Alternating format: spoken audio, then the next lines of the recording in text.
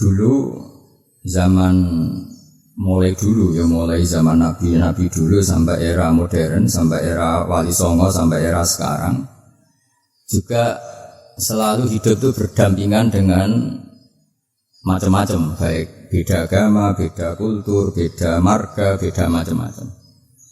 Sehingga seperti ini mulai dulu juga nggak pernah menjadi masalah.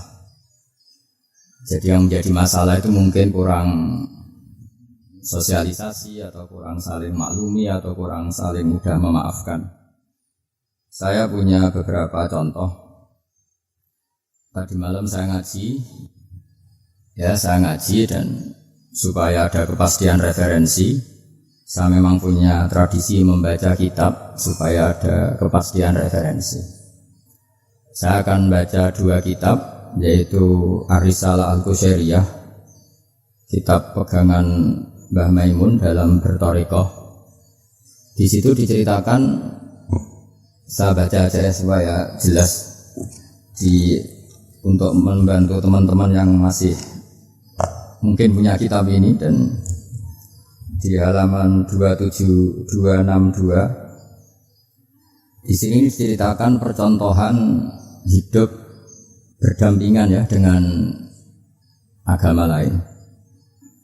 Sami itu ba'dal ulama yaqul, ada seorang ulama bercerita, Istadhofa Majusyun Ibrahim al-Khalil. Ada orang Majusi karena kelaparan. Dulu itu kan padang Sahara, dulu tidak ada warung, tidak ada hotel, tidak ada restoran. Jadi kalau orang kelaparan mau tidak mau itu harus bertamu ke orang lain supaya dikasih makan. Terus faqala, kata Nabi Ibrahim, bisyarti antus 5, dengan syarat Anda harus Islam. Kemudian orang Majusi ini putus asa karena dia tidak mau Islam, terus pulang. Terus Allah Ta'ala memberi wahyu ke Nabi Ibrahim, fa'auhawahu ilaihi mundu khamsina sanatan nut'imuhu ala kufri. Kata Allah, orang itu sudah menjadi Majusi 50 tahun dan selama ini tak kasih makan. Kamu dimintai makan sehari saja, kok minta dengan syarat apa? Islam. Akhirnya Nabi Ibrahim mengejar orang Majusi itu dan kemudian dikasih makan. Jadi cerita-cerita seperti ini juga ada dalam khazanah kita, sehingga membentuk perilaku para kiai Indonesia itu toleransinya luar biasa. Juga zaman kita kecil sampai sekarang sering banyak kiai cerita, dan itu memang nyata, betapa Nabi itu juga memaafkan kesalahan seorang daksur ya, dalam yang cerita yang terkenal itu. Ketika Nabi sendiri, ada orang bawa pedang terus tanya, ya Muhammad, sekarang siapa yang bisa menghalangi engkau dari saya? Orang ini bawa pedang. Karena Nabi seorang Nabi yang sangat dekat Allah, Nabi matur Allah ya. Kemudian orang itu gemetar, pedangnya jatuh, terus dipegang Nabi. Sekarang kamu yang bisa menghalangi siapa? Dia bilang la ahada, tak seorang pun. Sehingga cerita kemudian Nabi memaafkan orang itu. Jadi cerita-cerita itulah yang menjadikan kita bisa hidup berbangsa dan bernegara. Jadi memaafkan itu kata kunci dalam bersosialisasi, baik dengan keluarga, dengan tetangga, dengan semua warga Indonesia. Kedua, saya baca kitab Asy-Syifa. Asy-Syifa ini kitab tentang kelebihan-kelebihan Rasulullah SAW. Di antara pokok dari sifat dasar Nabi itu adalah pemaaf. Suatu saat Nabi ngalamin luka, dan luka itu disebabkan oleh musuh-musuhnya.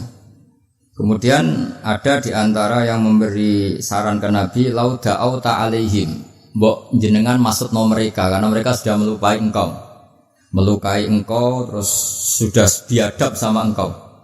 Tapi Nabi menjawab, ini di halaman 73 dalam kitab Hukukul Mustafa karangannya Qodiyat, judulnya itu Asy-Syifa. Ini lam upas la'anan, saya ini tidak ditugaskan Allah untuk menjadi tukang laknat, untuk menjadi orang yang sukanya menghabisi yang lain. Walakinni bu'istu da'iyan wa rahmatan, tapi saya diutus untuk berdakwah yang baik, wa rahmatan, dan menjadi rahmat. Terus Allahumma hdi qaumi fa innahum la ya'lamun, ya Allah beri hidayat kaum saya, karena perilakunya demikian itu disebabkan karena ketidaktahuan. Jadi ini pelajaran bagi kita bahwa perilaku sosial yang kurang baik dari tetangga itu jangan-jangan kita tidak cukup memberi mereka edukasi atau pengetahuan atau sosial. Jadi saya tidak akan banyak matur di sini karena memang waktu saya juga tidak banyak. Tapi saya mau matur dulu itu saya cerita ke ibu-ibu ini yang dulu itu ulama itu hubungannya hanya dengan Allah, tidak pakai ilmu sosial. Ini penting. Ilmu sosial itu bisa jengkelkan. Misalnya kalau saya baik sama tetangga, tetangga saya tidak baik itu bisa jengkel. Atau baik sama istri ternyata malah lama bisa jengkel. Baik sama tamu ternyata malah tamunya kurang sopan atau mengganggu itu bisa jengkel.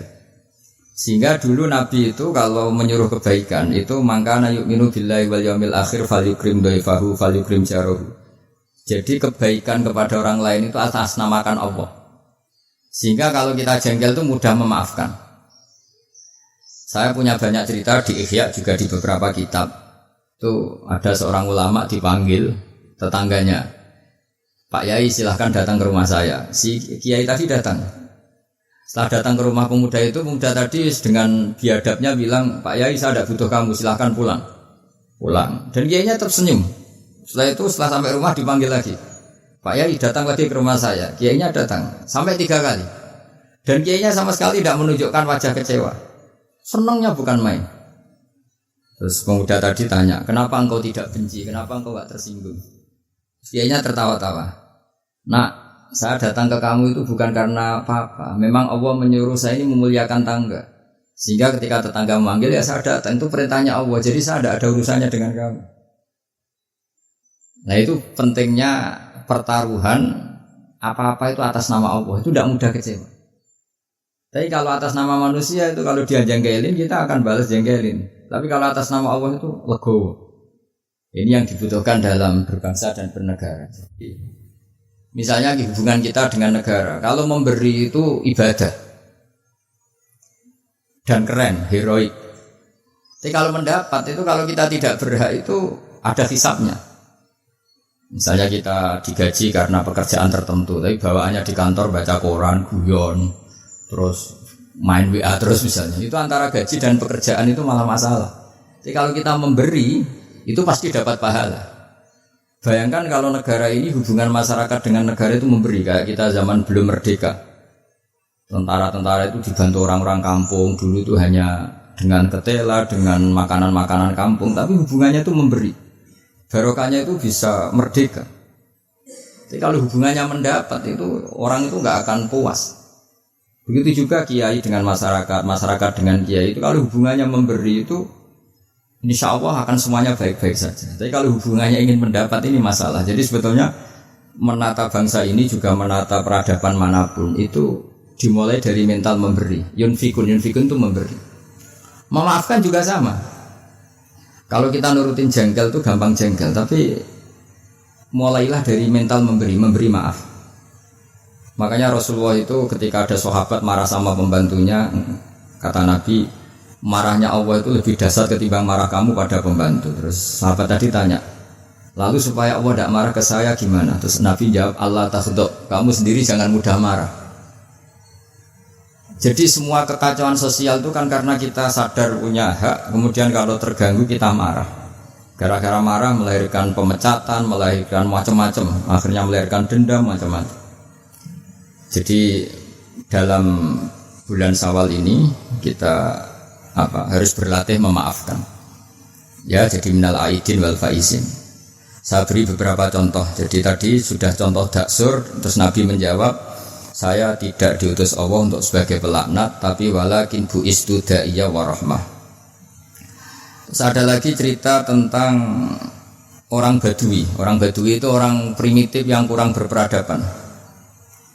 Itu datang ke Nabi kemudian memaki-maki Nabi, Muhammad, engkau jadi pemimpin harus yang adil, enggak boleh tidak adil. Terus Nabi itu dengan senyum bilang, fama ya'dilu idza lam adil. Lalu yang adil siapa kalau saya sendiri tidak adil? Padahal Nabi ketika dilihat tidak adil itu punya ilmu yang luar biasa. Tak beri gambaran begini ya. Mungkin orang Indonesia tidak siap, tapi harus siap, dilatih supaya siap. Apalagi ibu-ibu kayaknya agak siap. Nabi itu kalau ada orang sering memberi itu malah setelah Nabi kuat Zaman dulu kuat itu artinya memenangkan apa ya, istilahnya pergulatan antara hak dan batil. Makanya Nabi setelah ngalami Fatu Mekah itu ya mapan. Itu yang biasa berderma, biasa ngasih itu nggak dikasih.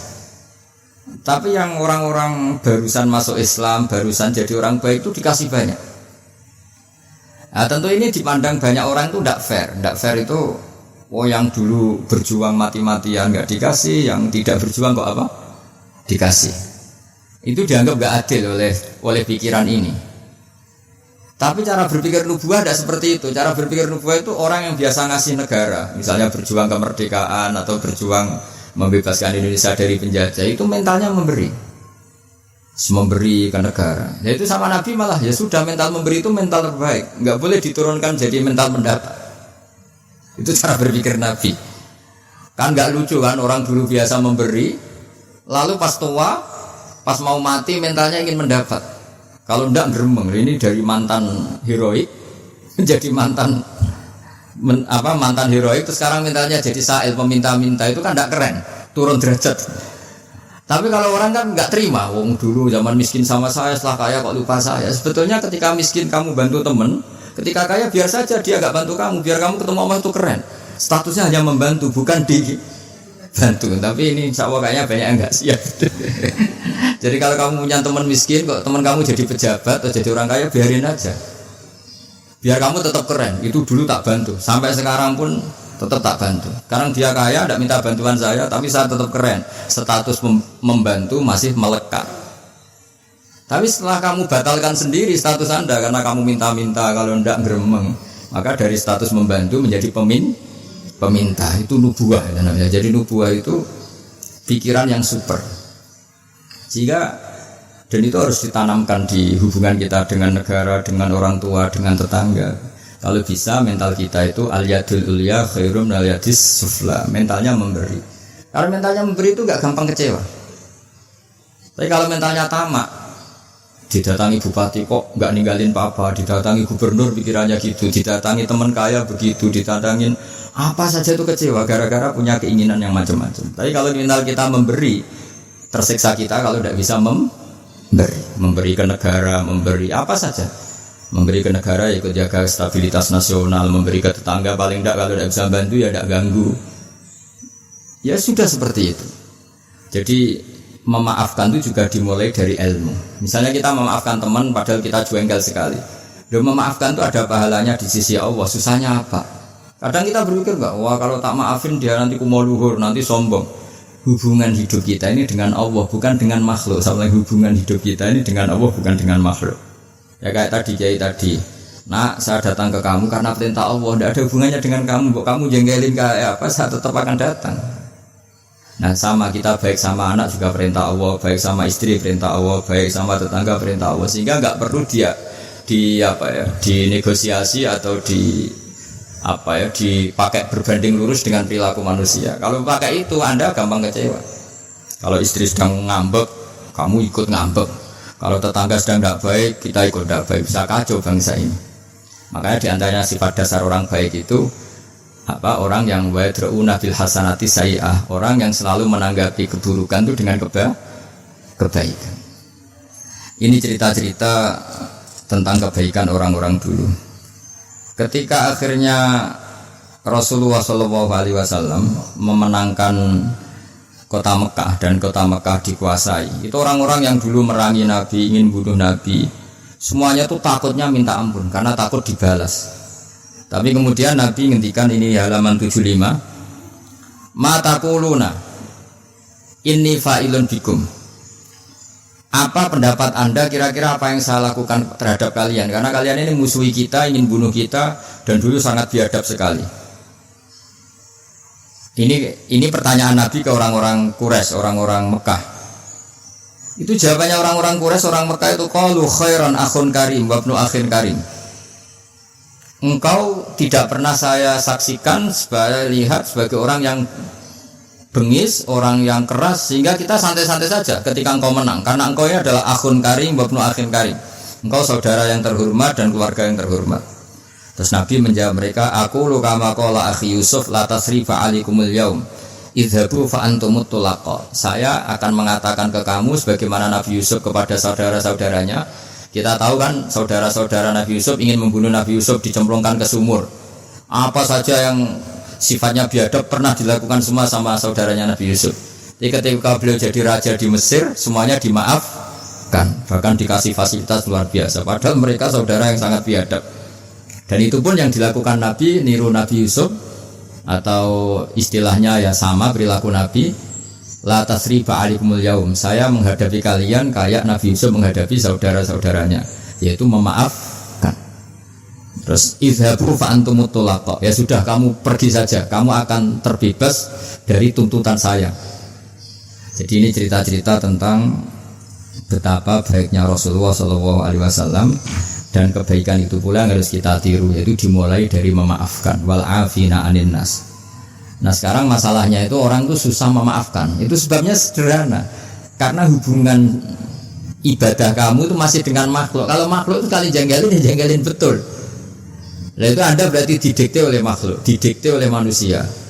Caranya gimana? Kita harus dilatih hanya didikte oleh Allah Subhanahu wa ta'ala, di mana Allah itu mendikte kita, mengarahkan kita, memandu kita supaya mudah memaafkan.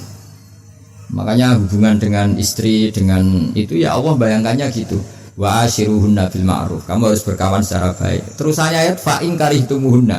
Jika suatu saat kamu benci sama istri kamu karena perilaku tertentu, fa asa an takrahu syai'a wa yaj'alallahu fi khairan katsira. Jadi bisa saja di watak yang kamu benci itu ada kebaikan yang banyak. Saya berkali-kali menyontohkan, misalnya punya istri sering marah itu bagus. Kalau istri kamu ramah, setiap lelaki disenyumin, yang pusing juga kamu. Jadi kalau marah itu kan nggak ada yang berani goda, anggap saja begitu. Alhamdulillah. Meskipun ya kalau marah terus mungkin suaminya jantungan terus mati, tapi kan ya maksudnya lihat sisi positifnya. Dulu lama itu begitu. Ada orang berteman sama-sama miskin, terus berteman lagi sama-sama kaya. Setelah sama-sama kaya, yang satu itu jatuh miskin, miskin sekali. Terus setelah miskin, teman-temannya nggak main ke rumahnya. Terus dia diprovokasi oleh orang sekelilingnya. Itu teman kamu yang kaya-kaya biadab sekali. Setelah kamu miskin, tidak ada yang jenguk kamu. Padahal yang miskin ini sudah jadi buruh boto atau buruh manol di pasar, buruh hamal ya. Terus dia mulai menggerundel. Wah, teman-teman saya ngawur sekali. Setelah saya miskin, tidak ada yang kesini. Datanglah seorang habib, orang alim, memberi nasihat. Bagus gak kesini katanya. Terus kaget kan dia. Kenapa? Coba kalau kamu jadi tukang manol gini, mantan bos, teman-teman kamu datang kan jadi tontonan, mendingan lupa. Oh iya. Iya kan, misalnya kamu miskin, terus teman-teman kamu tetap datang. Pas buruh di orang, pas jadi kernet atau jadi pembantu, betapa malunya. Bagus mana yo? Bagus dilupakan apa bagus diingat? Bagus dilupakan. Jadi orang itu harus melihat sisi bahwa di balik qada qadar Allah ini ada hikmah yang kita tidak tahu. Ya sama, misalnya ada perempuan cantik, dulu semua lelaki melihat. Orang saya itu wis kukulen, bagus dilihat apa bagus enggak coba? Bagus enggak kan? Yang orang kaya dulu naik muka mobil saja enggak mau, bawa handuk saja enggak mau, bawa tas saja enggak mau. Setelah jatuh miskin jadi tukang manol di pasar, tukang angkut barang, terus teman-temannya tetap datang. Mendingan datang apa enggak? Enggak kan, daripada jadi tonton. Nah di sini tuh kearifan ulama, orang tuh harus dilatih. Makanya saya ini ditamani orang ya seneng, enggak ya seneng. Kalau ditamani seneng ya nambahi konco, enggak ya seneng, berarti hidup saya nyenyak, enggak diganggu, semuanya tak anggap seneng semua hidup. Jadi apa ya, pokoknya semua yang dari Allah itu asik, indah sudah. Saya kenal orang ya seneng, enggak kenal ya seneng, sudah sama. Karena Allah sendiri yang tahu hikmah itu. Makanya saya berkali-kali bilang, Imam Syafi'i itu orang, saya berkali-kali bilang, Imam Syafi'i itu bilang punya teman banyak ya enak katanya, karena dengan punya teman ya teman sosial lah enak. Enggak punya teman ya enak. Itu saya berkali-kali cerita. Ya Imam Syafi'i banyak orang tuh enggak seneng jenengan. Alhamdulillah beneran. Kenapa? Dorang arah utang ya. Jadi kalau kamu enggak disenengi orang satu kampung tuh artinya mereka enggak akan utang kamu, pinjam mobil kamu. Tapi nak seneng.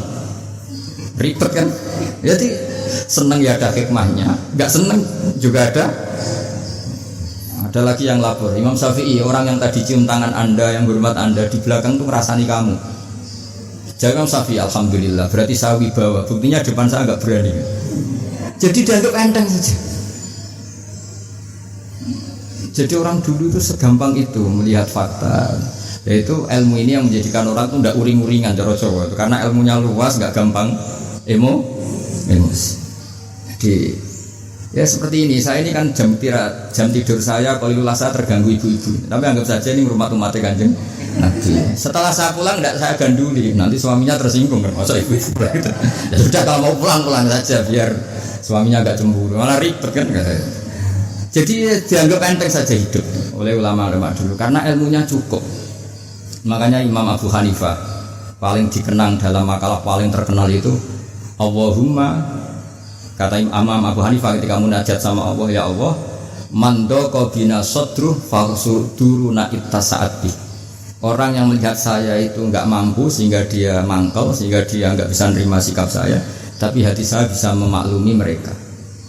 Misalnya kita kaya, top, banyak yang hasut, ya kita harus maklumi. Di mana-mana orang dihasut itu ya keren. Kalau kamu miskin yang mau ngasut itu siapa? Kalau kamu cantik dihasuti orang harus bangga. Kalau kamu jelek kukulen yang mau ngasuti itu siapa? Harus dimaklumi. Harus dimaklumi. Ya biasa aja. Ya kan? Misalnya suami jenengan kok sering melihat orang cantik harus dimaklumi. Memang suami saya normal. Karena suami sampean untuk seneng wong wireng, kukulen, keriting, welek. Ki bojoku iki waras ora kan mestinya. Ya, tapi sampean enggak siap kan dengan ilmu-ilmu seperti itu. Jadi ya sudah biasa. Jadi memaafkan itu saya dimulai dari ilmu. Ilmu bahwa hidup kita ini hubungannya hanya dengan Allah Subhanahu wa taala. Dan Allah pula yang menyuruh kita mudah memaafkan. Tapi kalau Anda memaafkan berdasar hitung-hitungan sosial itu pasti sering tidak memaafkan karena mangkel itu ya mangkel dongkol kan, kita pernah dihujat, pernah dibully, pernah disakitin. Jadi kalau kamu ingat itu Allah Ta'ala menyuruh kita kebaikan dan Allah akan berjanji akan membalas orang-orang yang pemaaf, insya Allah kamu akan menjadi ringan. Terus yang terakhir dawuh Imam Ahmad bin Hanbal, beliau pernah dipenjara, beliau pernah dicambuk karena kebenaran, demi kebenaran, tapi orang-orang ini semuanya dimaafkan. Ketika ditanya kenapa engkau maafkan ya Ahmad, nanti di akhirat itu ada pengumuman, siapa yang pernah memaafkan temannya muslim, temannya atau tetangganya, silahkan berdiri di atas mimbar ini. Kata Imam Ahmad di riwayat itu fala yaqumu illal afun, kemudian yang bisa berdiri hanya orang yang pernah punya reputasi memaafkan. Maka maafkan ini pahalanya besar sekali. Jadi Syawal ini dimulai dari mudah memaafkan. Itu wal kaziminal ghaidha wal afina anin nas. Matur nuwun semuanya dan saya tidak bisa matur banyak karena saya juga sibuk karena yang ngajar dan belajar saya itu. Terus, supaya yang ganggu juga desanya tidak banyak-banyak. jadi ya sama-sama enak gitu loh. Kalau suami jenengan nunggu juga nunggunya enggak lama-lama. Jadi entah masih ditunggu tanda ya tidak tahu saya, tapi kan khusnudan lah, masih banyak yang nunggu itu, masih keluarga maksudnya banyak yang nunggu. Jadi saya mohon latihlah hidup secara ikhlas. Ikhlas itu apa-apa demi Allah Subhanahu wa taala. Makanya itu bedanya Islam dengan yang lain. Maksudnya orang-orang ateis atau orang-orang yang tidak beragama itu hukum sosial kan segala-galanya. Bedanya yang beragama sama yang tidak beragama. Tapi kalau orang beragama itu pikirannya Allah. Jadi tentang berbaik sama tetangga saja karena mangkana yu'minu billah wal yaumil akhir. Sehingga buat tetangga itu tidak balas baik, kita inginnya juga tetap baik karena berdasar perintahnya Allah. Buat anak sampean beweling tetap ingin baik karena itu perintah Allah. Tapi kalau sampean berdasar manusia, lha tak sangoni nakal, lha tak apiki wong apik mbek aku. Nanti kacau, bangsa ini bisa kacau karena semuanya didikte sesama makhluk. Makanya Islam itu mengajarkan apa? Kebaikan sosial pun karena berdasar perintahnya Allah Subhanahu wa taala. Saya kira demikian. Wassalamualaikum warahmatullahi wabarakatuh.